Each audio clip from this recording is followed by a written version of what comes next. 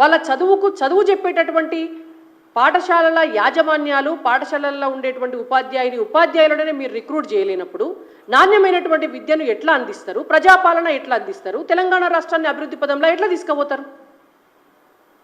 మీరు మూతబడ్డ స్కూల్స్ను తెరిపియకపోతిరి. ఖాళీగా ఉన్నటువంటి 25,000 ప్రభుత్వ పాఠశాలల ఉపాధ్యాయుల పోస్టులు భర్తీ చేస్తలేకపోతుంటిరి. 18 ఏళ్ళు నిండినటువంటి పిల్లలకు స్కూటీలు ఇవ్వకపోతిరి. మీరు ఒక ప్రైవేటు పాఠశాలల్లో చదివించేటటువంటి తల్లిదండ్రుల కోసము, పిల్లల కోసము ఒక ఫీజు రెగ్యులరేషన్ యాక్ట్ తీసుకురాకపోతిరి. వీటికి తోడు జిల్లాకు ఒక రెసిడెన్షియల్ స్పోర్ట్స్ స్కూల్ కడతామని అన్నారు. ఏ జిల్లాలన్నా రెసిడెన్షియల్ స్పోర్ట్స్ స్కూల్ కోసం ఇప్పటి వరకు జాగా చూసిర్రా చెప్పుర్రి మాకు. మేము కట్టమని అంటలేం, 6 నెలల్లోనే స్కూల్ కట్టండి మీరు అని మేము అంటలేం. కనీసం ఎక్కడన్నా జాగా చూసినరా, లేకపోతే ఎక్కడన్నా అద్దె భవనంలోనన్నా అద్దెకు గ్రౌండ్ తీసుకోనన్నా జిల్లాకు ఒక రెసిడెన్షియల్ స్పోర్ట్స్ స్కూల్కు సంబంధించిన పని ఏమన్నా ఒక్క అడుగన్నా ముందుకు వచ్చిందా? అసలు మీకు ఆలోచన యాదుకున్నదా అని అడుగుతున్నాం. మీరు ఇచ్చిన హామీ మీకు యాదుకున్నదా చెప్పండి. దీంతో పాటు నిరుద్యోగుల కోసము, అంటే చదువుకున్నటువంటి వాళ్ళు, చదువు అయిపోబోతున్నటువంటి వాళ్ళందరి కోసం యూత్ కమిషన్ ఏర్పాటు చేస్తామని చెప్పారు. ఉద్యోగాలు రాని నిరుద్యోగులకు ఏమైంది యూత్ కమిషన్? ఇప్పటివరకు ఎందుకు వేయలే రేవంత్ రెడ్డి గారు? యూత్ కమిషన్ ఏర్పాటు చేసి 10 లక్షల వడ్డీ లేని రుణం కూడా ఇస్తామన్నారు.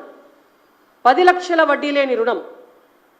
ఈ రోజు వరకు కూడా యూత్ కమిషన్కు సంబంధించి మీరేదైనా కమిషన్ వేసిండ్రా చెప్పుర్రి. మరి ఎందుకు వేయలేదో సమాధానం చెప్పాలా. ఊళ్ళల్లో ఉన్నటువంటి పిల్లలు అంగన్వాడీ కేంద్రాలకు వెళ్ళి చదువుకుంటే అక్కడి నుంచి ప్రభుత్వ పాఠశాలలకు వస్తారు కాబట్టి అంగన్వాడీ కేంద్రాలలో పనిచేసేటటువంటి టీచర్లకు 18,000 వేతనం ఇస్తాము అని చెప్పారు. ఇస్తున్నారా? అంగన్వాడీ టీచర్లకు తెలంగాణ రాష్ట్రంలో 18,000 రూపాయల వేతనం వస్తుందా? అంటే అన్ని హామీల లెక్క ఇది కూడా దొంగ హామీ. రేవంత్ రెడ్డి గారు ఇచ్చినటువంటి దొంగ హామీలల్లా ఇదొక హామీ. ఇంకా అన్నిటికంటే ముఖ్యమైనటువంటి అంశము బడ్జెట్ కేటాయింపుల్లో తెలంగాణ రాష్ట్ర ప్రభుత్వము, తెలంగాణ రాష్ట్రం ఏర్పడిన నాటి నుంచి ఆనాడున్నటువంటి బీఆర్ఎస్ పార్టీ 2014 నుంచి 2023 దాకా దాన్ని ఏడాదికి ఒక పర్సంటేజ్ తక్కువ చేసుకుంటా 14 నుంచి 13, 12, 11, 10 అట్లా తక్కువ చేసి దాన్ని 6%కు తీసుకొచ్చింది. అంటే విద్యా వ్యవస్థను మొత్తం నిర్లక్ష్యం చేసి బడ్జెట్లో విద్యా వ్యవస్థకు, విద్యాశాఖకు కేటాయించినటువంటి బడ్జెట్ లాస్ట్ ఇయర్ బడ్జెట్లో 6% మాత్రమే. అయితే దానిని 15% చేస్తాము, అంత బడ్జెట్ పెంచుతాము అని చెప్పి కాంగ్రెస్ పార్టీ ఎన్నికల మేనిఫెస్టోలో పెట్టింది. మీరు గతంలో ఒక టెంపరరీ బడ్జెట్ ఒకటి ప్రవేశపెట్టిండ్రు ఫైనాన్షియల్ ఇయర్ సందర్భంగా, 0 బడ్జెట్. మరి ఆ బడ్జెట్ పెట్టినప్పుడు ఏం చెప్పిండ్రంటే, మేము పూర్తి స్థాయి బడ్జెట్ని జూన్లోనో, జూలైలోనో, ఆగస్టులోనో మళ్ళీ ఒక 3-4 నెలల తర్వాత ప్రవేశపెడతాము. మళ్ళా కేంద్రంలో ఏ ప్రభుత్వం ఏర్పడ్డదో తెలిసిన తర్వాత ఇక్కడ మా బడ్జెట్ ఉంటుంది అని చెప్పినారు. అంటే మీరు మళ్ళా బడ్జెట్ ప్రవేశపెట్టి మీరు విద్యాశాఖకు అప్పుడు మీరు 15% కేటాయిస్తారో లేదో తెలియకుండా ఉన్నంత వరకు మరి అకాడమిక్ ఇయర్ స్టార్ట్ కాకుండా ఉంటుందా? ప్రభుత్వం ఆలోచన చేయాలా. అంటే మీ ప్రభుత్వ ఎన్నికల కోసం ఇవాళ విద్యా సంవత్సరం ఆగుతుందా? అంటే ఈ సంవత్సరం అంతా కూడా విద్యార్థుల చదువులు గంగలా కలిసినట్టేనా? రేవంత్ రెడ్డి గారు సమాధానం చెప్పాలి.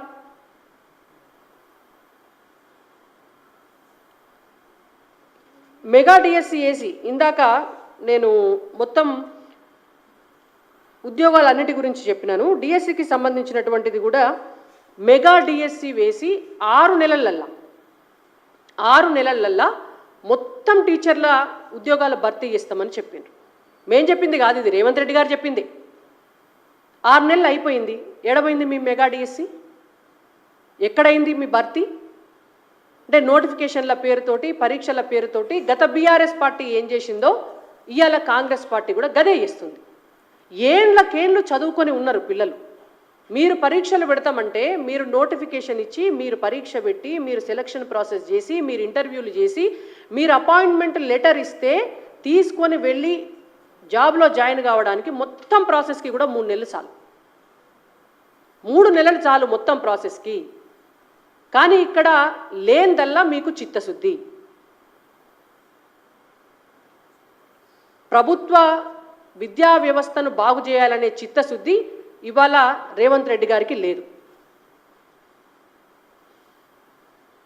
ఇంకా ఎంత ఘోరమైనటువంటి పరిస్థితి ఉన్నది తెలంగాణ రాష్ట్రంలో అంటే, పూర్తి స్థాయిలో తెలంగాణ విద్యారంగంలో స్కూలు పిల్లలు బడికి పోయి అసలు చదువు నేర్చుకునేటువంటి క్రమంలో ఒక రిపోర్టు గురించి చెప్తా మీకు. గతంలో ఇచ్చినటువంటి index report, performance grading index అని చెప్పి కేంద్ర ప్రభుత్వం ఒక నివేదిక ఇస్తుంది. ఇది 10 నెలల కింద అంటే లాస్ట్ అకాడమిక్ ఇయర్లో ఒక రిపోర్ట్ వచ్చింది. ఆ కేంద్ర ప్రభుత్వం ఇచ్చినటువంటి పర్ఫార్మెన్స్ గ్రేడింగ్ ఇండెక్స్లా వీళ్ళు ఏం చేస్తారంటే 1 నుంచి 10 దాకా గ్రేడ్స్ పెడతారు. ఏ రాష్ట్ర పర్ఫార్మెన్సు ఎంత ఉన్నది అని. ఆ గ్రేడ్స్లో తెలంగాణ రాష్ట్రం గ్రేడ్ 9th ఉన్నది. సిగ్గుపడాలి మనం అందరం కూడా. దీనికి అందరిది బాధ్యత. గతంలో ఉన్నటువంటి అధికారంలో ఉన్న బీఆర్ఎస్ పార్టీది, అసలు తెలంగాణలో రాజకీయ పార్టీలది, తెలంగాణలో ఉన్నటువంటి విద్యావంతులది, తెలంగాణలో ఉన్నటువంటి మేధావులమని చెప్పుకున్నటువంటి వాళ్ళది.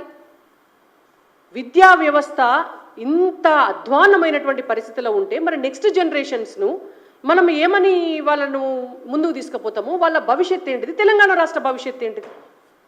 30,000 పాఠశాలలు ఉన్నాయి తెలంగాణ రాష్ట్రంలో. ఈ 30,000 పాఠశాలలలో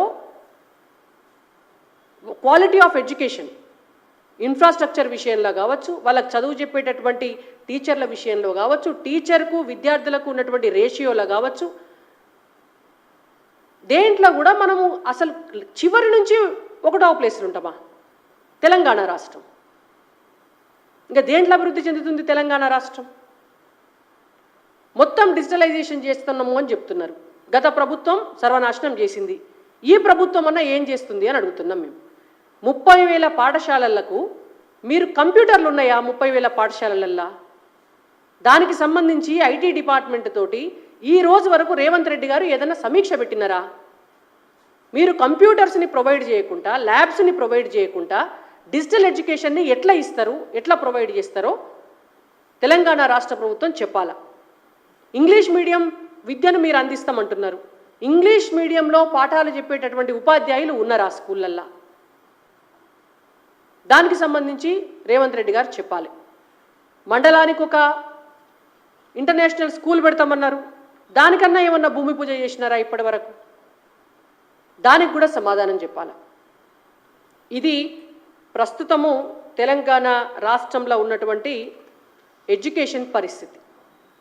ఈ తెలంగాణ రాష్ట్రంలో గత 10 సంవత్సరాలుగా ఎస్సీల పిల్లలు, ఎస్టీల పిల్లలు, బీసీలలో కూడా పూర్తిగా ఆర్థిక పరిస్థితి మంచిగా లేనటువంటి వాళ్ళ పిల్లలే ప్రభుత్వ పాఠశాలలలో చదువుతున్నారు. రోజువారీ కూలీ పని చేసుకునేటటువంటి వాళ్ళ పిల్లలే ప్రభుత్వ పాఠశాలల్లో చదువుతున్నారు. వాళ్ళు కూడా 45% ఉన్నారు అని అంటే తెలంగాణ